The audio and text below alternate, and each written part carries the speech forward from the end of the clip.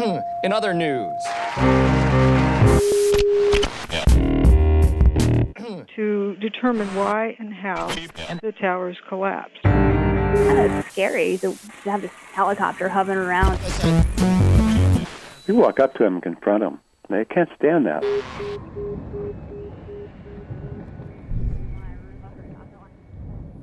Welcome to Another News. I'm Jeff Brady. We take a look into a case involving a long-term gang-stalking situation. Our guest is Sandra Cardoso, who was born in a Portuguese colony in the coastal city of Lobito, Angola, in Africa. For a number of reasons, she fled Lobito with her family to Portugal. Sandra was an outcast within her family. She lived in Portugal for about a decade and moved to Holland in her late teens. That's when, as she explains, she found herself on the radar of the local police, who with municipal employees networked and set an organized stalking campaign against her. It lasted for many years, and had taken her just as long to connect the dots. I received an email from Sandra explaining her story. She listened to Sean Ross's interview, and she thought, hey, this happened to me, and I need to get this information out. She survived being thrown out of a second-floor window and other attempts on her life. Sandra is now living in Portugal. However, she's homeless and without her son. In a quick aside, there are several films that clearly portray or fictionalize organized stalking, such as The Truman Show, The Adjustment Bureau, Ultrasonic, Control Factor and Earthkiller. There are many more. Others include A Scanner Darkly and Gamer that reference nanotechnology and handlers. These movies are from nearly 10 years ago and part of a campaign to invert and condition minds into thinking this is only relegated to dystopian fiction. Well, okay, Sandra joins us now. Sandra, welcome to Another News. Hi, Jeff. How are you? I'm good, and I thank you for contacting me to do this interview.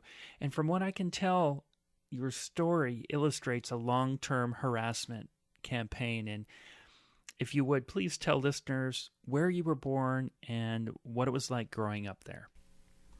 I was born in Angola. It was a Portuguese colony, and growing there until my 9th year. Well, it was nice, but my personal life was not so nice. But Angola is a beautiful country. So. What was the situation that made your family move to Portugal? Evacuation because of the war, for the oil that was found there at the northern of Angola, and because of the diamonds. So the Netherlands had possession of it. Actually, it was the Netherlands who did the war, who mined the whole country because of Shell. It was just the Netherlands trying to get the oil as cheap as possible. So, yeah, because of the oil and the diamonds, they mined the whole country. And we were, let's say, lucky because we were evacuated to Portugal, where my own father and also stepfather come from. How old were you when you lived in Portugal, when you moved there? Yeah, I was just 10 years old. It was in 75. It was not easy because we had hoped for better life. But when we arrived there, it was totally different. We were called blacks. We had to go back to the jungle, and yes, it was hard survival in Portugal in 75. Now it's a little bit better. Let me see if I understand. So when you moved to Portugal, even though you were from a Portuguese colony in Angola, Africa, you weren't really well received in your community in Portugal. No. This white supremacy is in all Europe. Actually, it comes from Europe and it's spread all over the world, of course. But yeah, in 75, that was more noticeable. It was, they just would flat out call us black and go back to the jungle. So you were around 10 years old, and you kind of grew up there until your late teens. And then tell listeners what your family situation was in Portugal, just so we get a background of what you went through. Well, my own childhood or life, it has not been easy because my mother did not like me at all. I mean, I was born out in an undesired connection or sex or whatever. I mean, I never saw the guy, the father. So, but I know he is Portuguese. And so my life was difficult with my mother, and together with the fact that I was not accepted as a person and that I was an intelligent young woman. And so I tried a better lifestyle or better ways of life outside of Portugal. And I went to the northern European countries, and I went to Holland. You said problems started in Holland around November 1997. You filed a complaint against a police officer where you lived. Now, past guests have talked about various types of organized stalking, and they include getting on the wrong side of local police. And a past guest, Helen Chorba, who was on, she refused advances from a police officer in her Pennsylvania town. And for years, she's endured harassment and EMF torture, she describes. Yeah. And I mentioned this to draw a parallel with your case, where years' worth of harassment was triggered by one situation with local police. And I know we're jumping ahead, and we'll fill in some of the blanks, but when you moved to Holland, you had a situation, and let's go right to that situation. Please tell listeners what happened. I had a situation in a disco, in the local, very little disco. And the doorman, he kicked me on my way out, and he stole 100 guilders. It's about now the half of something like 45 euros now. But it was then 100 guilders he took from my purse because I showed him, come on, I have my money. I don't need to do any scam. So he grabbed that money out of my purse and he punched me on my face. And I went out crying, and I called the police. And there came one police man in a bus because he actually is a dog trainer. He said he was in the surroundings and he heard a call, so he came. But I had to stay far away from the situation, like more than 20 to 30 meters away from the situation. And he was talking to the doorman, but they were like buddies, shaking hands like buddies and laughing. And he stayed so long there that the radio in his car was calling all the time, but he didn't go. He was just between friends. So I left the situation, and because it was like Friday evening, I thought, all right, on Monday morning, I go to the police station and I try to find out what happened, because this is very confusing to me. And so I did that. I went to the police station Monday morning, and there was a lady there. And she said, well, you cannot speak to a police officer. Civilians are not allowed to talk about the work of a policeman, Civilian has nothing to point about that. First, I didn't want to complain at all. I just told her, please, can I speak to these policemen?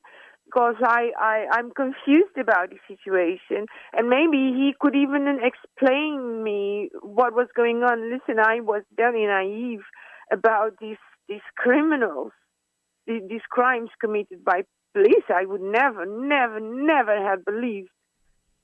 Did you finally speak with an officer?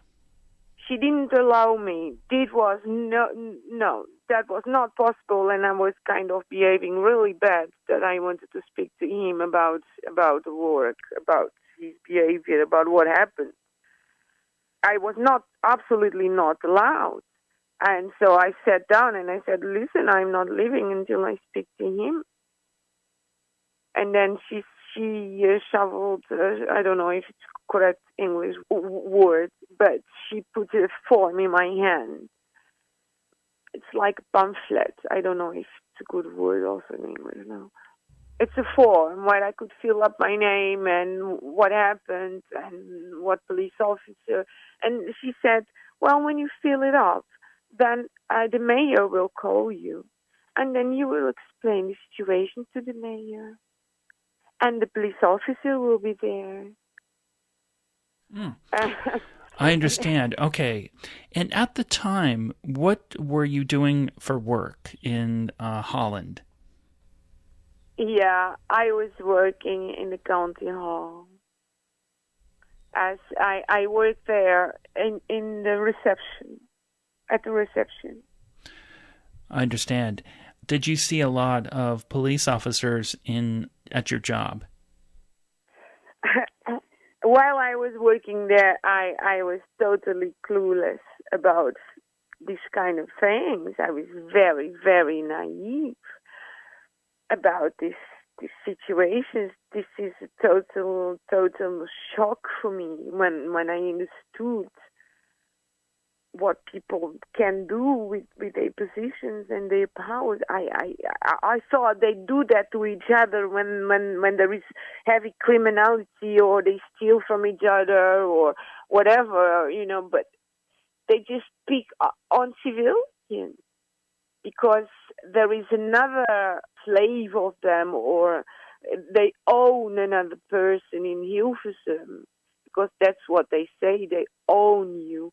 And they owned him since he was 11 years old, because he hit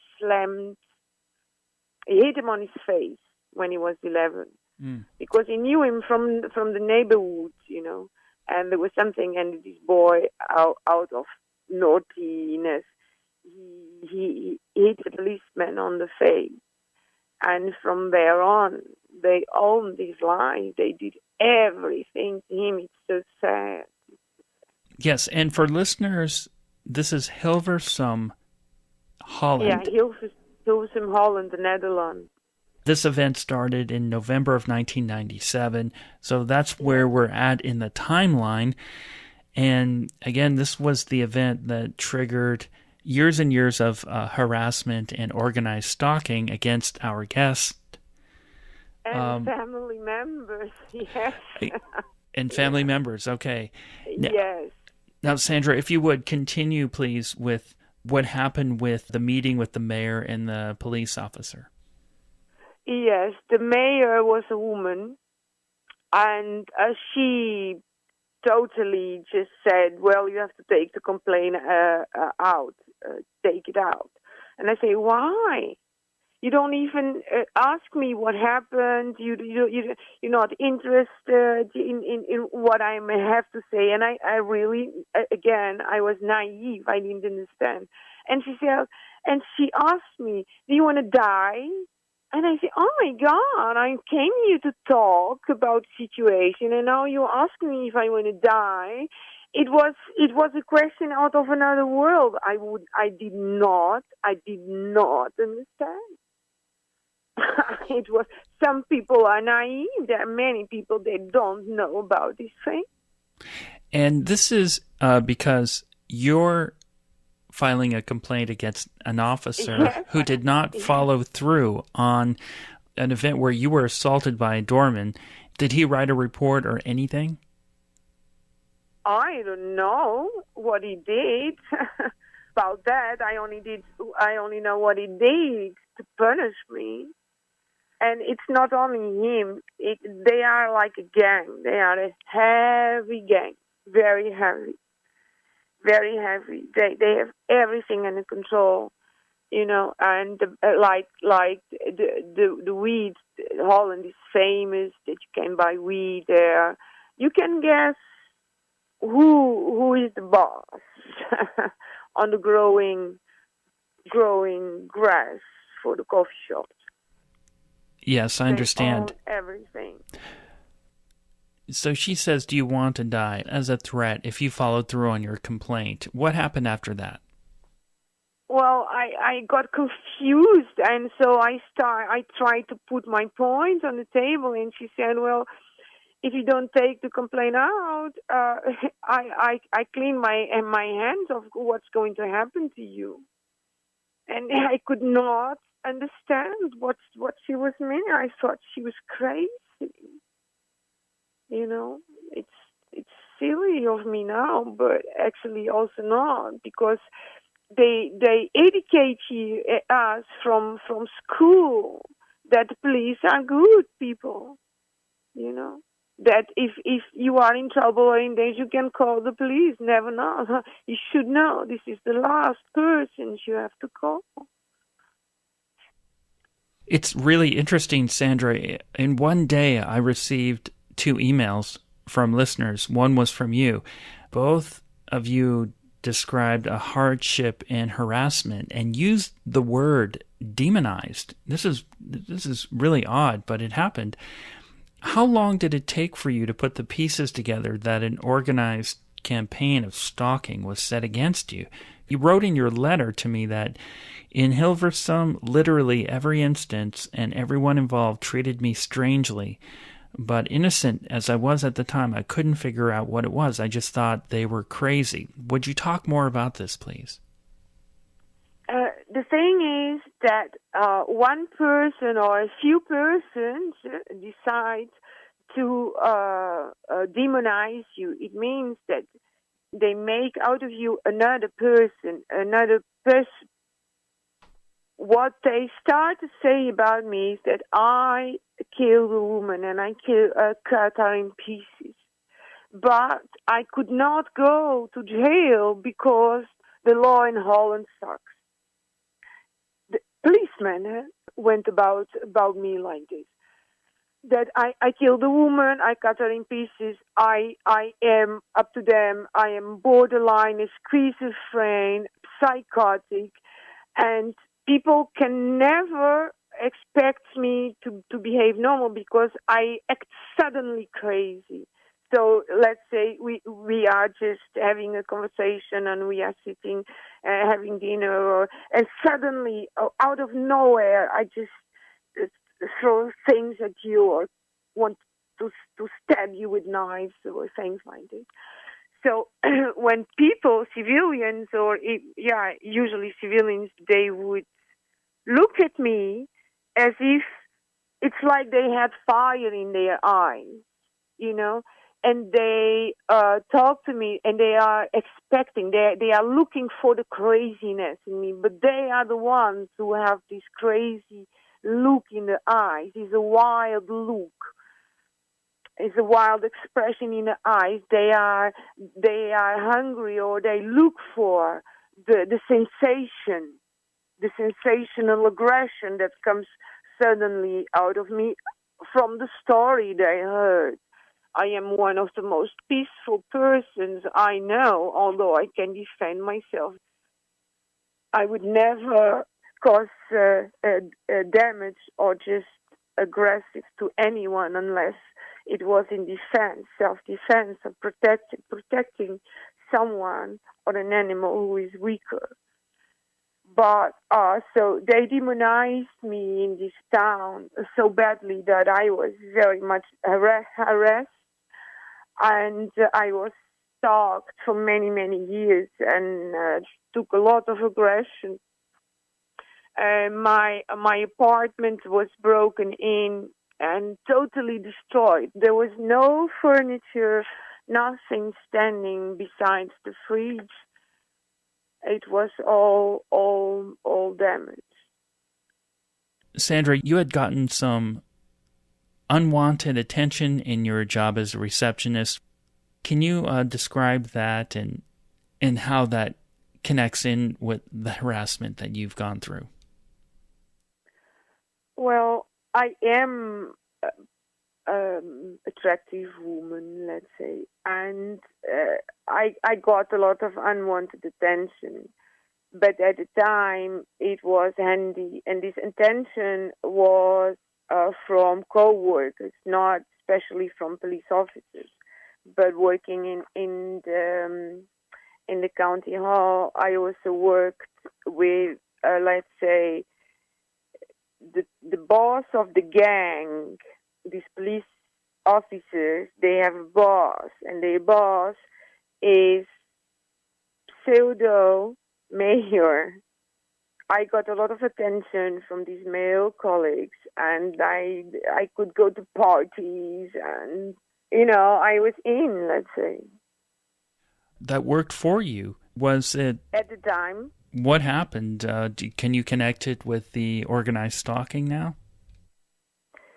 Well, the point is that this pseudo mayor and the police officers made sure that I stopped being so naive and understood that they were causing me the pain, because they want that. They want you to know that the cause of your pain, it's in their power. It's they do it to you. They want you to know. So they also make sure that people tell you in it's not they don't express it clearly. It's like they drop little bombs of words, So the guy who was sent to kill me first, and he threw me from the first floor, he was sent by the pseudo mayor, and the pseudo mayor has all the power there. Are you saying surrogate mayor? Surrogate mayor or pseudo. Surrogate mayor. Surrogate mayor is a better word, yes. He's a surrogate mayor, yes. It's unbelievable, but in Holland is how it works. Because it was a lady mayor I had to deal with when the police complaint was processed. So this mayor, usually women don't want to do the blood ritual that mayors. Sandra, in your email to me, you wrote there were 4 attempts on your life and during this time period. And, well, one is too many, of course, but if you could just let listeners know what had happened to you. Okay, the first, I try to do it short. The first time they threw me from the first floor, it was arranged by the police officers. The police officers, they sent a guy, and he pushed me from the first floor through a window, and I survived the fall. I fell on my head. I survived, and the ambulance came. The guy said that I jumped. The ambulance staff didn't believe it because he has forensic knowledge, and he says a person cannot jump from the first floor and fall on our head. So he wanted immediately to make a complaint for attempted murder against the guy.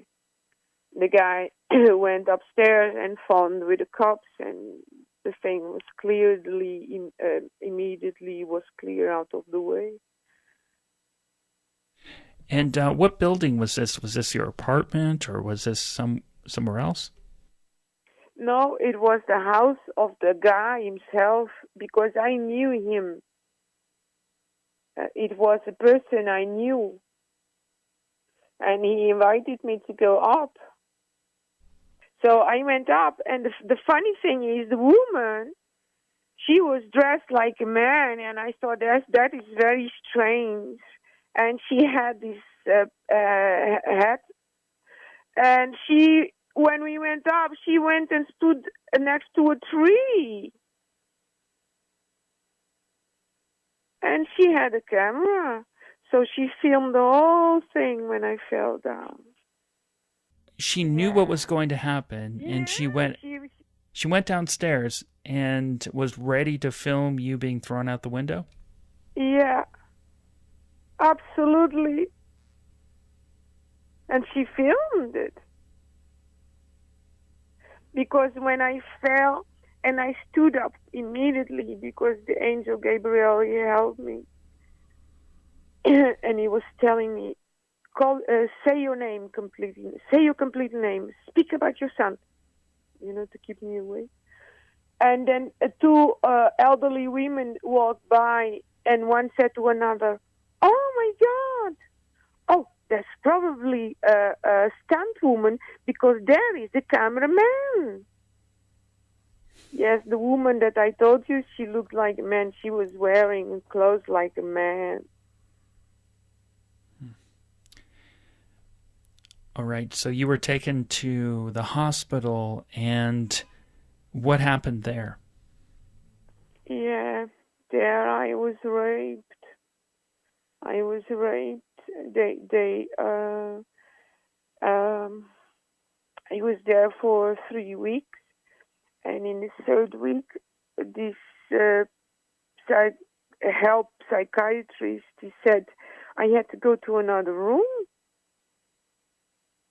And I didn't understood why. And I was packing my stuff, and he said, "No, your stuff stays here." So, I am in a hospital. I cannot get out. I have a very big wound on my head. This person says, I trust him, person, hospital. I would never imagine you commit such crime. So he put me in this room that there is only I cannot get out because it's locked from the outside. And he prepared 3 cameras. I asked him what are the cameras for, and he said to watch you to make sure you are okay. So he weighed me. He weighed me and my weight and my length. Then he prepared medicine, and then I drank the medicine, and then we count 10. By the 7, I was asleep. And the next day, when I woke up, my body really hurts a lot. Felt like a truck ran over me, and I smelled really bad, like sperm and somebody's ass. Kind of. It was horrible. Disgusting. They put some horrible stuff in my mouth. If it was sperm, it was mixed with some more stuff. I also tasted like chemical. Yeah, when I woke up, and then I spewed it out. But this psychiatrist, he placed me immediately that morning in a convent where nuns are. Yeah. And then after that, he placed me again in another recovery center, like recovery center for psychiatric patients. My wounds were recovering because I had much glass in my body from falling through the window. I had to go back to the hospital a few times to take out glass from in my body, in the wound, broken glass. In this recovering center for psychiatrist patients, it was relaxing there. But one day, this guy came into my room, the guy who tried to kill me from the window. And he said that he was sorry, and he didn't do it on purpose. It was an accident. I didn't realize that the woman was filming at the time. I fell, and I was just under the blood and much pain, and I was lucky that I survived, that I kept conscious, that I didn't faint. Later, I found out, because I put the puzzle pieces together, when later in the city, civilians that were sent, like Gangstalking, and I'm telling me, the film was nice, you can fly, so you didn't die, so good film, because the police officers, they wanted me to know that they are the cause of my suffering. So they send people, they send messengers, they send stalkers, they send aggressors, they send thieves, rapists, everything after you.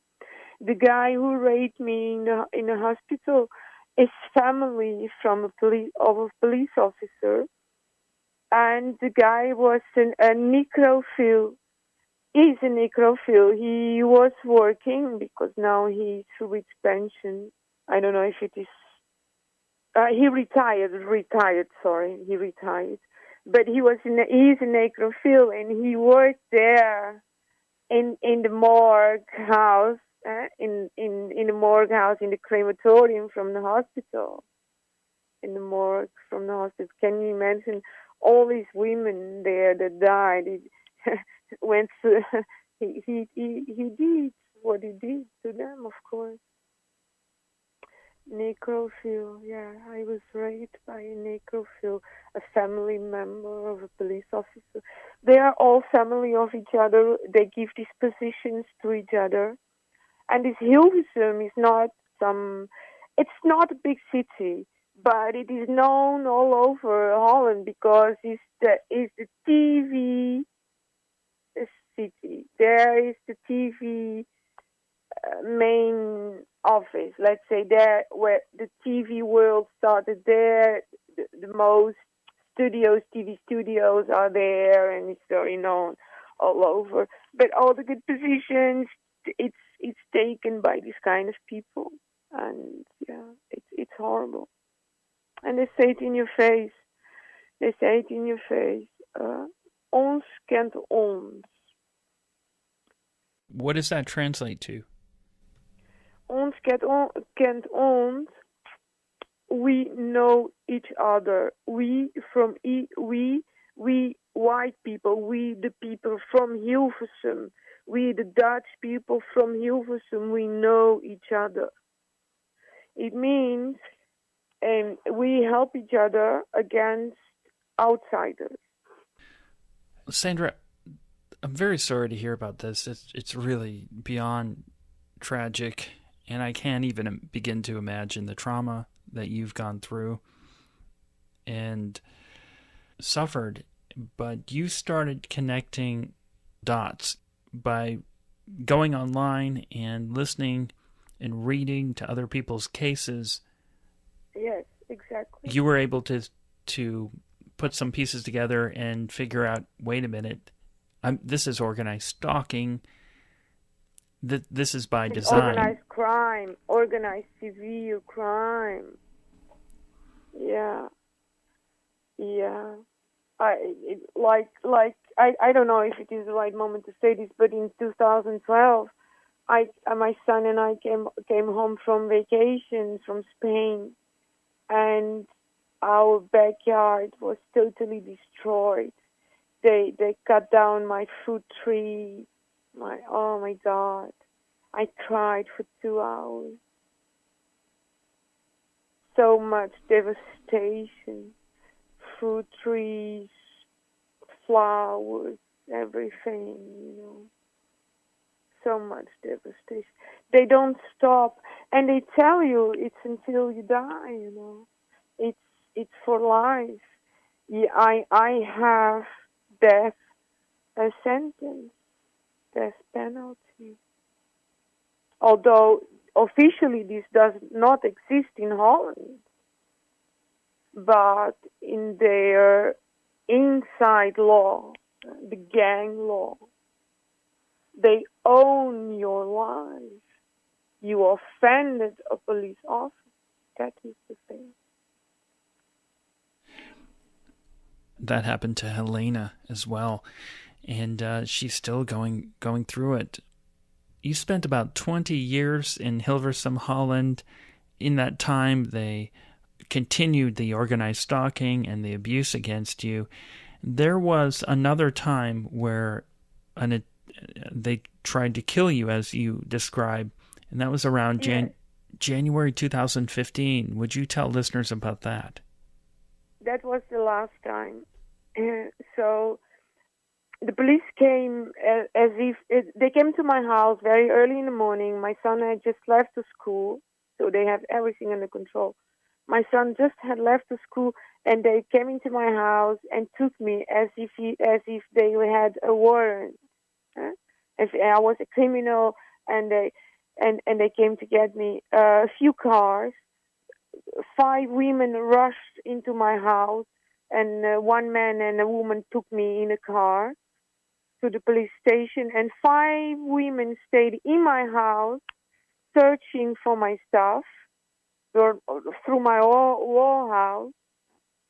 They took 2 laptops, 1 voice recorder, 2 mobiles, a camera. Yeah, they kept it as to have a reason that I am a criminal, and they have to search because I might be dangerous, And then from the police station, they drugged me at the end of the day, and then they put me in an ambulance, and then they drove me to a mental house. Yeah. There I have this group of doctors. They call themselves a stupid psychiatrist, and they're nurses. I mean, these people may not be called nurses. They have a woman in front of them, me. I'm scared. I'm telling them, please, you must see there is a difference, But because it's organized, so the boss of this psychiatry or whoever made the agreement with the police officers already pressed down how dangerous I am. So all these people who are speaking to me, they have the wild look. They have the wild expression in their eyes. And it's so scary. It's so scary. So I have like a pair of 6 pairs of wild-looking eyes to me, and they are trying to get the craziness out of me. I mean, it's horrible. It's hell. So they try many ways, because they have this expression in their eyes that I am dangerous. And they want to see, they want to make it losing me. Oh my God, it's so horrible. So I was half conscious because I am drugged. I was drugged like 1.5 hours ago. I hardly can sit down properly because I just want to lay down my head and fall asleep. That's how heavily drugged I am. But I have to speak to these psychiatrists that received me, the poor people. They were so afraid of me. Oh my God. So you have this. So I am completely traumatized from what they have done to me from the morning, from 8 o'clock in the morning until 8 o'clock in the evening. I already had a lot of traumatizing situations in the police station, like no food, no drinking, If I wanted to drink, I have to go to the toilet, and there was a little tap, so that I could fold my hands and drink there. These people are horrible. They are sadists, and they want to make sure you learn we are the boss. They raped many members of my family too. I'm not going to mention them. They put my youngest sister also in jail. She was even double naiver than I was. It's very, very sad. But so in this mental institution where I am now, they put me there. It was 18th of December, and by the time it's 14 January, so 18 December 2014 until January 15, 2015. And then that day, another black woman came in late, like just before dinner time, and she only spoke French. She was a Muslim, and she had a bed next to me. And she died that night because they were in shortage of pills, because the woman came late. But the woman was very depressed. And because I always ran away, I made a lot of trouble not to take medicine. This night, the staff asked me, "You don't mind to stay one night without because she needs it?" And I said, "Oh, please." Yeah, and she died. She died, I tell you, I swear, I give you the names. If it was possible, to make research about this, I give you all dates. I will help you with the names and everything. It's horrible. Yes, she died. Yes. Because God planned all these things. I mean, it's horrible. I can't imagine going through this. And so you were eventually discharged from the hospital. You got out of there? You know how? I was recording every possible conversation and what they did to me. I recorded everything. And then I asked reports of what they were reporting about me, and I compared with the recordings. And, they lied so much. One time I was saying, please stop, And he wrote down, he said, "I will kill you if you don't stop. I will kill you." And I have the recordings. So I have recordings with dates. The dates are in the recordings, in these SD cards, And I could compare with these reports they write, the dates, who was working and what he found from me. What was his experience with me. And it's so full of disgusting lies. And I could put it down with recording, with voice recordings. The judge, he could not. He somehow, I was lucky with this judge that they would send a judge to this institution to make sure, because the police say, well, she's crazy, she must stay in this institution, but I had to be seen by a judge. I don't know if this is normal there. It's like, because police took me in. So I had to be seen by a judge. But the first judge locked me down there, of course. But the second judge, who was going to lock me for longer, when I spoke about these things, to my lawyer just before I showed her the reports and the voice recordings and everything, and somehow she convinced the judge to let me go, and I escaped. and because of the death of the woman, because I was telling my lawyer already a few times, look, they are trying to kill me. And when the woman died, I guess my lawyer believed me. Yeah.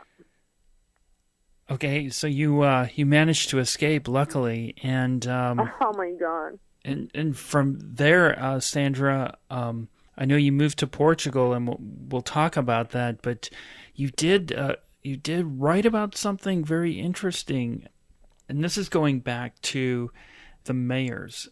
I guess the pseudo mayor or the surrogate mayor of Hilversum, and the female mayor.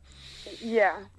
Okay, you had written about a blood ritual that they had performed. Can you talk about this and how you found out about this practice?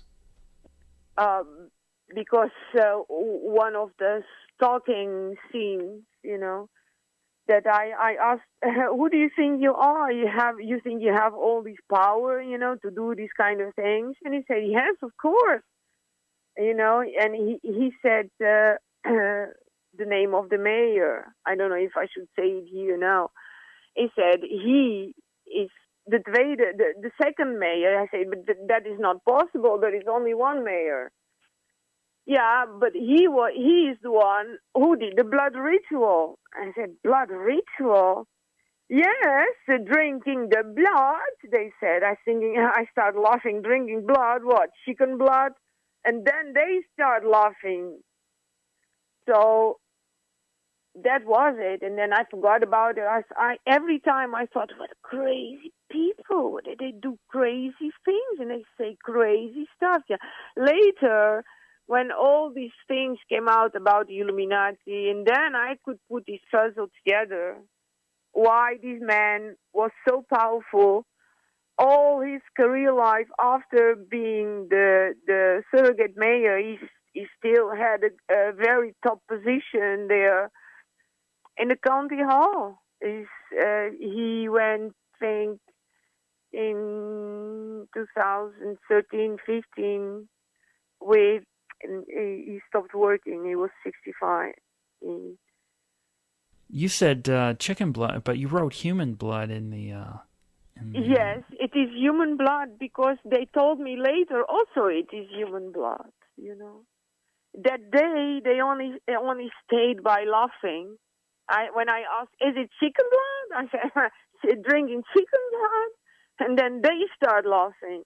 And then again later, another situation, when I am talking about this, like many years later, and I mentioned this situation to another person, and we are just relaxing, talking, and then this person said, no, it's a human sacrifice. Like the boy who died in front of the station in Hilversum happens now and then. They call it useless aggression. But somebody just dies. Some, usually young men, they get gang-stalked and die, And one of these is in front of the station. And we will talk, and I was talking with someone about this, And then she mentioned that it was about sacrifice, human sacrifice. You had consulted an ombudsman, and that's somebody who is appointed to investigate individual complaints against an administration, especially public authorities. You consulted an ombudsman. What happened? Well, that happened a few times, consulting them and asking them for help. And their help is very limited. Like for instance, the first time they helped me, they removed the people who destroyed my backyard. They removed them from it. It was my neighbor next to me. Really, they removed this family to another house as to help me, But so they removed So the national ombudsman helps remove this one, and the gang puts immediately the next stalker in there, in that house. So, because these are houses that I don't know how to explain it here, but it's kind of of the government. The government have these instances that they build houses for the pleb, to that you can rent, because in Holland it's a kingdom. So to buy a house, there are other things that are not so attractive about buying a house, because of the ground is never yours. You always have to pay rent to the king. So anyway, I was living in a house, rented, and my neighbor destroyed my backyard, my fruit trees, my flowers, potatoes, whatever I had there. And the national ombudsman removed them. But the stalking and the abuse becomes every time worse. When I complain, when I write a complaint letter to anywhere, so the abuse becomes worse after a complaint. So the abuse became worse after 2012. So 2013, they took me in, they put me in this mental hospital, they drugged me as much as they could. And now I have a complaint going on now. There is a research going on. I'm waiting for an answer anytime, any day. But, of course, I know the answer already, but I'm still waiting. Now you're back in Portugal. Luckily and fortunately, you left Hilversum, Holland, and the organized stalking. So have things been a little bit better for you? Yeah. I came to Portugal because being homeless in Holland, I didn't see surviving it, not because of the cold, but the gang, the police gang, would really totally take over me. So I came to Portugal because it's warm, and being homeless is a little bit easier if it's warm. You're not homeless now, right? Of course I am. You are homeless. I have my car. Where are you staying now? I am staying in a car. I have internet that I am allowed to use this electricity from, let's say it's a farm, a little farm, and there is this motor house there is electricity, and there I have internet, and my car is just next to it. And I am homeless, yes. If listeners want to reach out to contact you, how could they do that? Maybe better is by email. Otherwise, I could give my phone number, but maybe it's better giving my name. My email is my first name, Sandra, and then DE, and then my last name, Cardoso, at hotmail.com. Maybe better if you write it on the video. I repeat it. Go ahead. Or you repeat. Sandra, D-E-J, Cardoso with a C. C-A-R-D-O-S-O at hotmail.com. Got it. Okay, that's Sandra, D-E-J, Cardoso at hotmail.com. Well, Sandra, I really appreciate you reaching out and sharing these really traumatic circumstances, but more evidence of gang stalking. And I know it's not easy to do that, but I really appreciate you giving this interview. So thank you so much for being on In Other News. I am the one who is thankful. I'm very, very thankful for this chance to bring this to the public, to warn people that the world is not really as it's been shown to us. police officers are not here to protect us. In fact, it's the other way around. It sounds like a certain group in Hilversum, Holland aren't there to protect people. And thanks for sharing that. And I do hope that your situation improves very quickly, too. Thank you so much, Jeff. You have been really, really kind to me to let me do this interview and listen to my sad story. Thank you so much. Well, you're very welcome.